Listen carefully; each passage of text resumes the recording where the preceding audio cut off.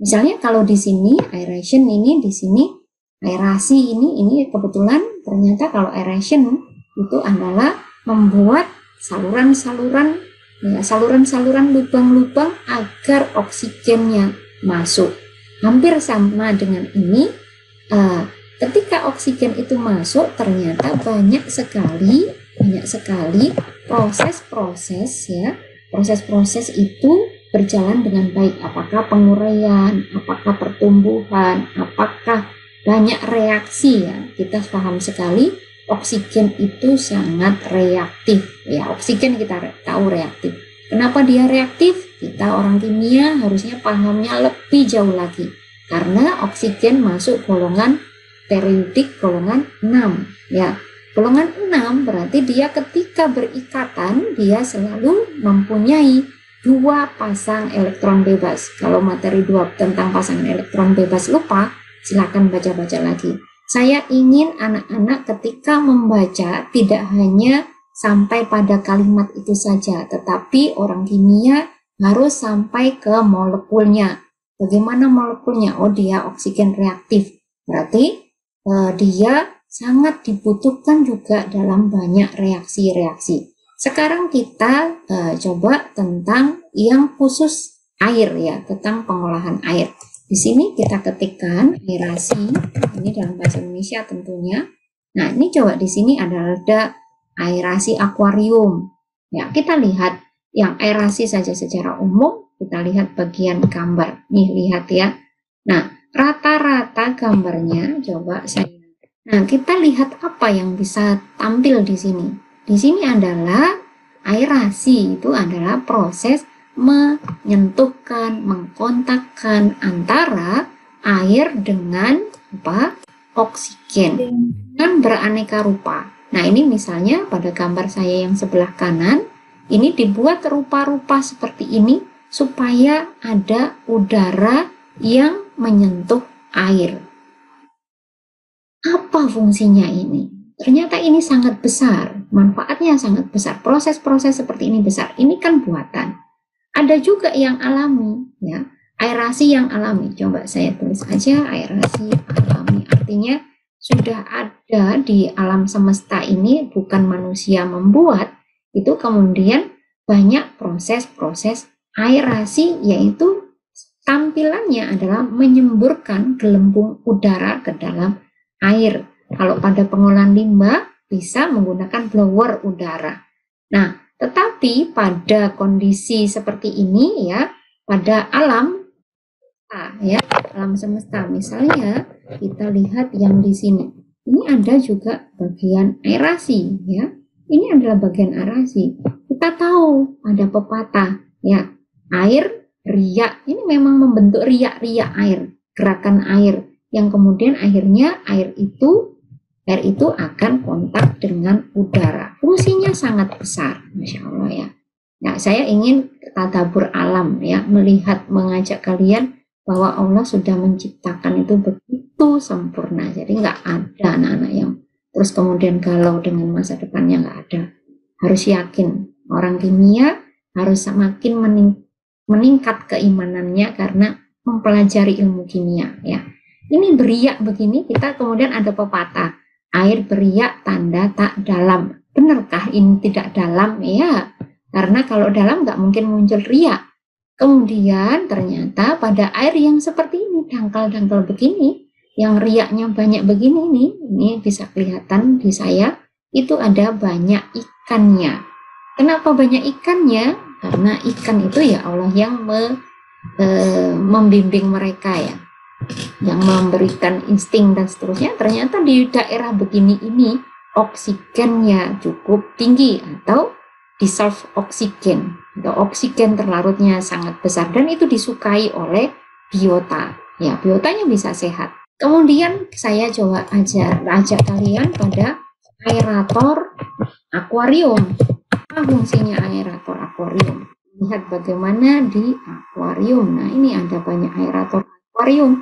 Nah, ini kenapa dijumpai seperti ini, dibutuhkan begini, pompa akuarium. Ya, menyemburkan udara ke dalam akuarium. Yang punya akuarium bisa buat uji coba. Kalau aeratornya atau pompa airnya begini, pompa udara, kan air, dia memompakan udara ke dalam air. Kalau ini dimatikan 1 hari saja, apa yang terjadi? Kolam atau akuariumnya airnya akan keruh dan itu rawan ikannya mati. Kenapa? Karena jumlah oksigen di dalamnya akan berkurang ketika tidak ada udara luar yang dipompakan ke dalam. Nah, bagi orang kimia ini mikirnya harus dalam sekali ya. Ya, kok terus? Iya, kita belajar kimia, belajar ikatan, belajar kimia dasar harusnya bisa mengkorelasi ya. Air-air begini, ini ikan aja senang dan itu menunjukkan indikator bahwa airnya jauh lebih sehat. Karena apa? Karena kaya akan oksigen. Jadi kalau misalnya kalian beli air oksigen, pernah tahu, atau kemudian air super oksigen, yaitu memompakan oksigen ke dalam air, itu akan lebih, diminum pun akan lebih segar karena banyak oksigen dan lebih sehat ya. Nah, kemudian fungsinya apa? Yuk kita lihat ketika oksigen dipompakan ke dalam air. Nah, ternyata tadi meningkatkan jumlah oksigen terlarut. Kalau meningkatkan jumlah oksigen terlarut, apakah efeknya? Nah, kita coba lihat lagi adalah misalnya adalah di sini saya bilang ion terlarut dan oksigen yang saya inginkan. Jadi di dalam air yang kita lihat jernih, ya, orang kimia pokoknya gitu ya. Saya ingin orang kimia punya wawasan lebih, tidak hanya oh ini sudah. Orang kimia melihat kualitas air kan tidak dari jernihnya saja. Orang kimia paham bahwa di dalam air yang jernih belum tentu kualitasnya layak minum. Itu orang kimia harus paham sampai sana, bukan sampai jernih saja. Tetapi memastikan di sana tidak banyak ion-ion yang tidak baik yang nanti bisa masuk ke dalam tubuh. Itu kan harus orang kimia menyadari hal itu ya. Kemudian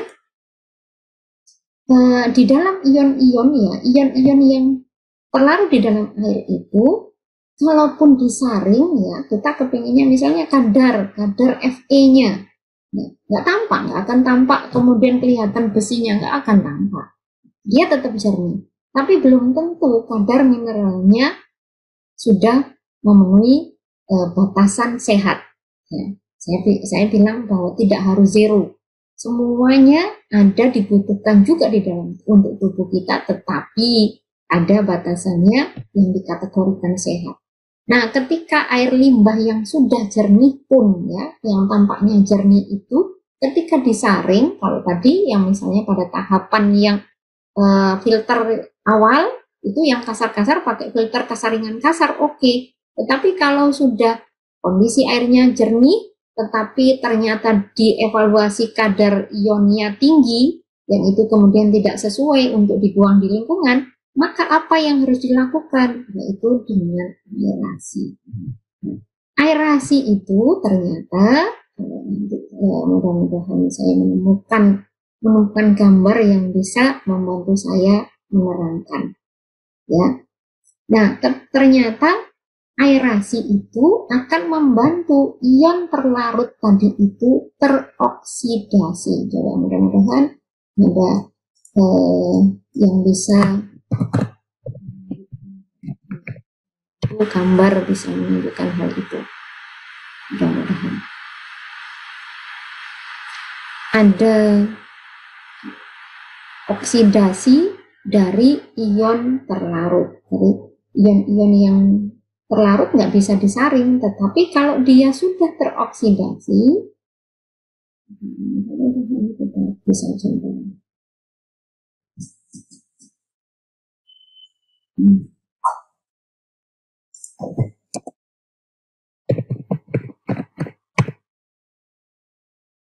Bagaimana ion itu terlarut, tapi kemudian dia berjumpa dengan oksigen yang terlarut tadi di dalam air.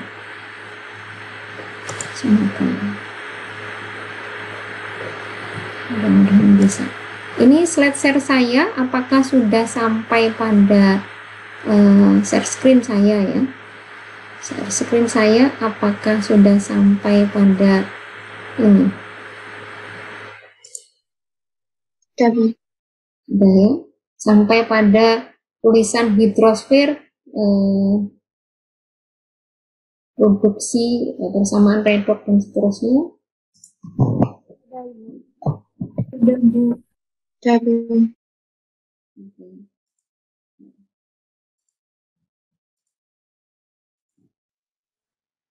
Saya lanjutkan tentang peristiwa aerasi. Sebenarnya di alam semesta yang tadi misalnya air yang beriak di sungai itu juga aerasi, terus kemudian aerasi yang super besar dan itu manfaatnya besar sekali untuk kita, itu adalah ombak yang di pantai.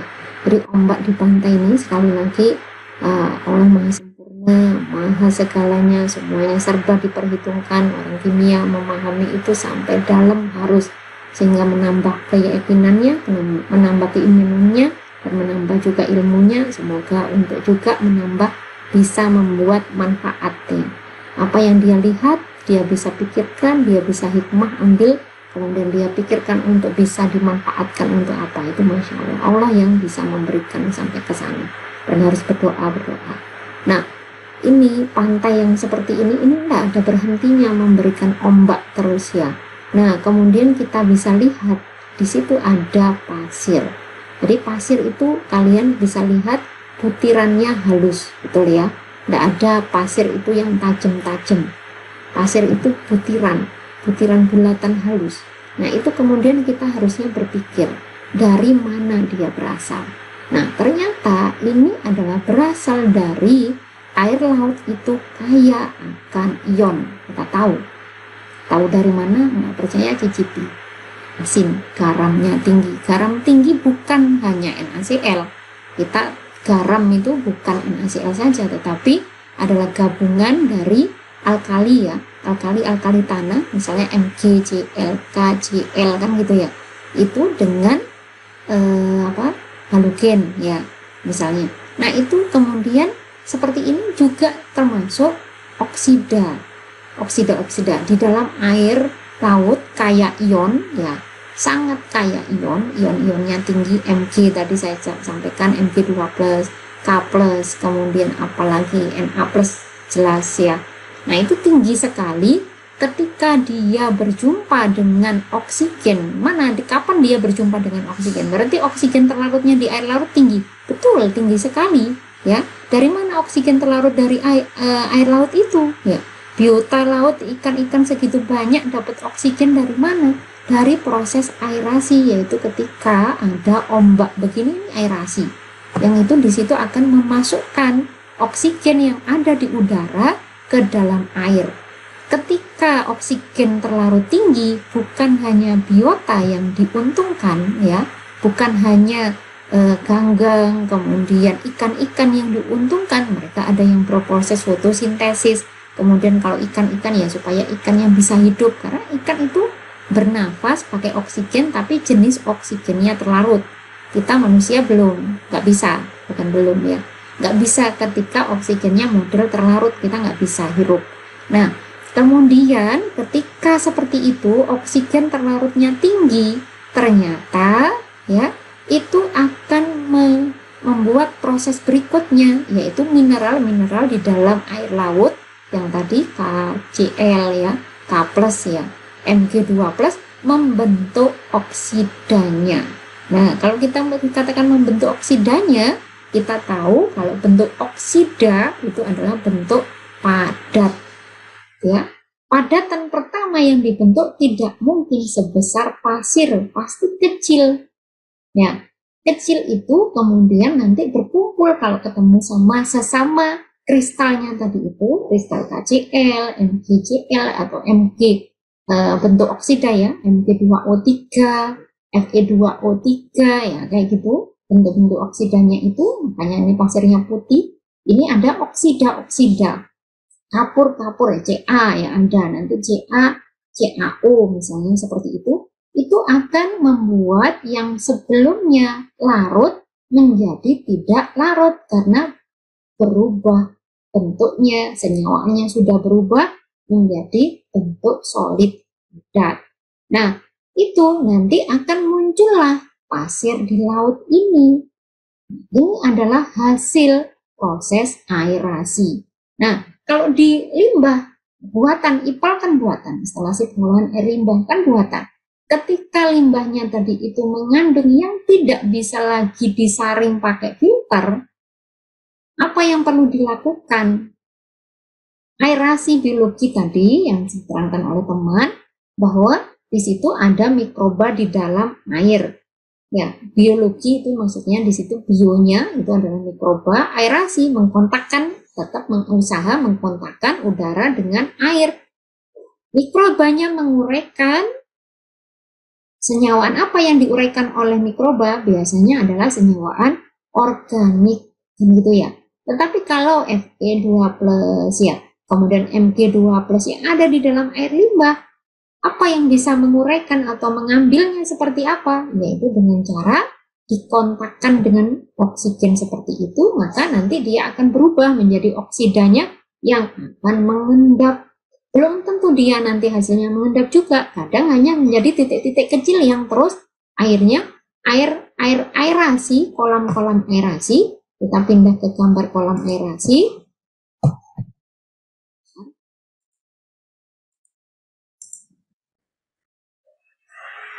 Miniatur dari lautan tadi yang di tepi pantai, kemudian orang kimia memikirkan, bagaimana kalau limbah saya banyak mengandung mineral, saya saring nggak bisa, saya tungguin nggak mengendap-mengendap, apa saya pakai apa untuk mengendapkan logam-logam yang terlarut tadi, supaya saya bisa memisahkan dan menjadi air yang bersih?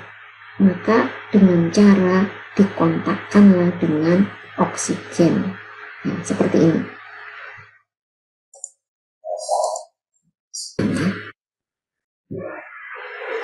Nah, miniatur tadi yang di pantai itu kemudian dipikirkan bagaimana kalau punya limbah yang kadar ion terlarutnya cukup tinggi, maka dibuatlah blower.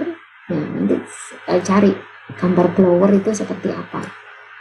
Sudah dilihat enggak blower untuk industri? Ini ada macam-macam, ini biasanya ditaruh di atap, di air siklon, apa namanya, mesin-mesin untuk memompakan udara ke dalam limbah. Kemudian kita balik lagi ke kolam tadi, kolam aerasi. Kalau awalnya itu ya rata-rata ya keruh, kemudian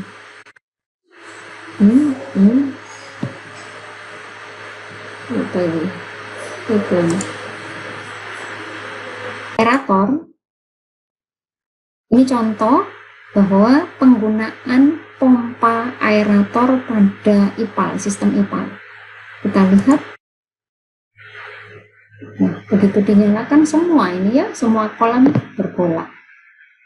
Ya, bukan sedang mendidih, tetapi memang dipompakan udara. Alhamdulillah kita seperti berada di sistem IPAL saja. Nah, seperti ini. Ini jembatan-jembatan ini yang memang untuk dilalui orang, untuk mengecek, mengambil sampel dan seterusnya. Nah, inilah kolam aerasi tadi itu nantinya.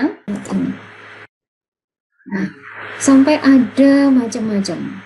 Ada yang model begini, ada turbojet aerator, macam-macam. Kemudian sentrifugal aerator, bukan ini biasanya lain lagi, ini bisa nanti kayak ada pelampungnya begini, bisa berputar ya untuk mengaduk ya.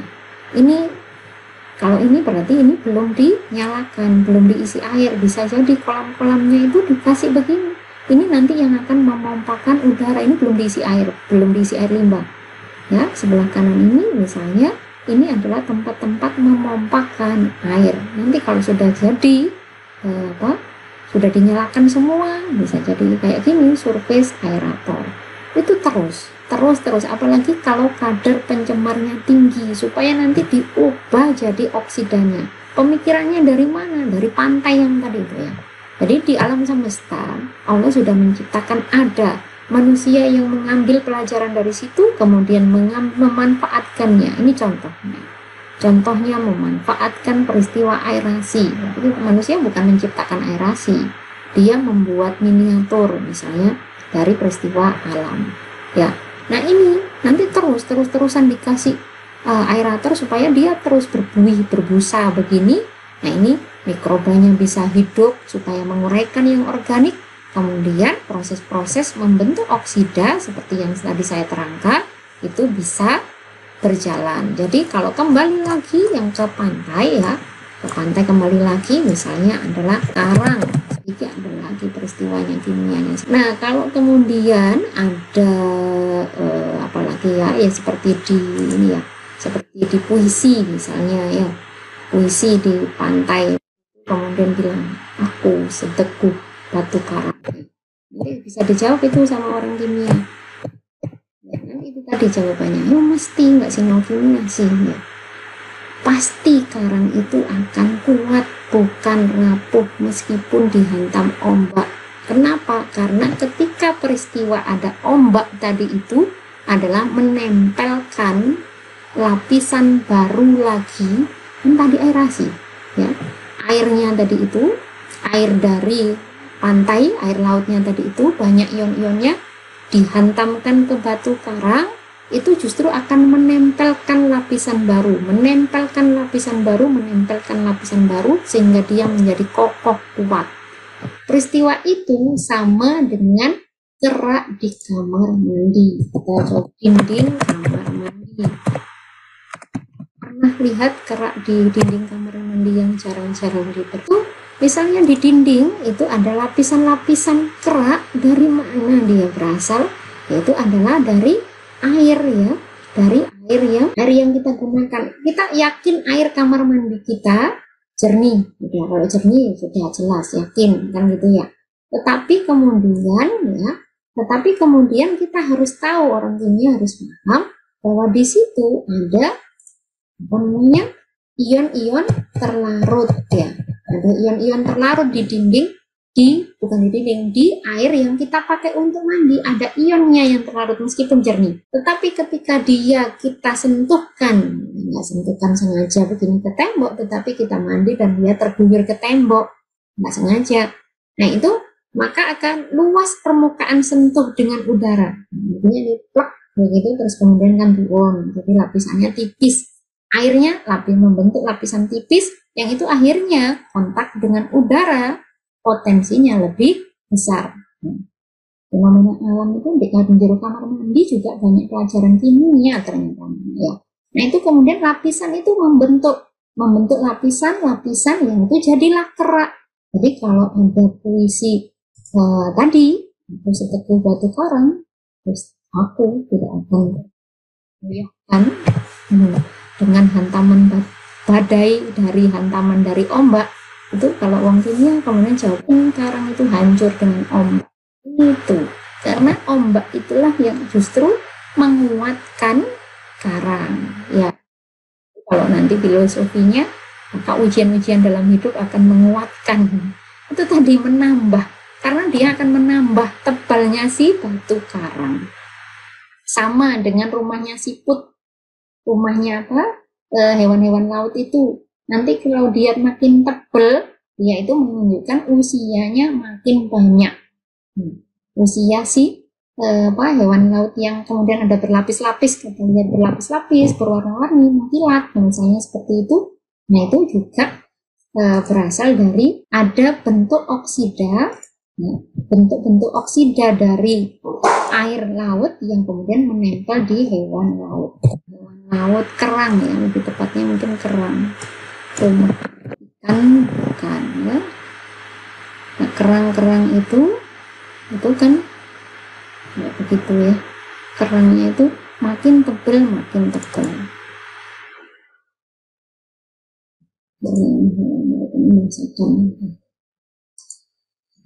masakan gabung gambarnya masakan biru masuk ya. Oke. Ya, sudah itu anak-anak, mudah-mudahan tentang aerasi bisa paham semuanya, kemudian bisa memanfaatkannya ya, memanfaatkannya tentang ilmu aerasi ini koleksi kerang, kulit-kulit kerang, dibikin koleksi mozaik, itu memanfaatkan di berikutnya. Bagaimana endapan pada ion yang terlarut yang sepertinya sukar untuk dipisahkan, ternyata peristiwa aerasi itu akan membantu membuatnya menjadi padatan. Seperti itu tentang aerasi, mudah-mudahan bermanfaat. Wassalamualaikum warahmatullahi wabarakatuh.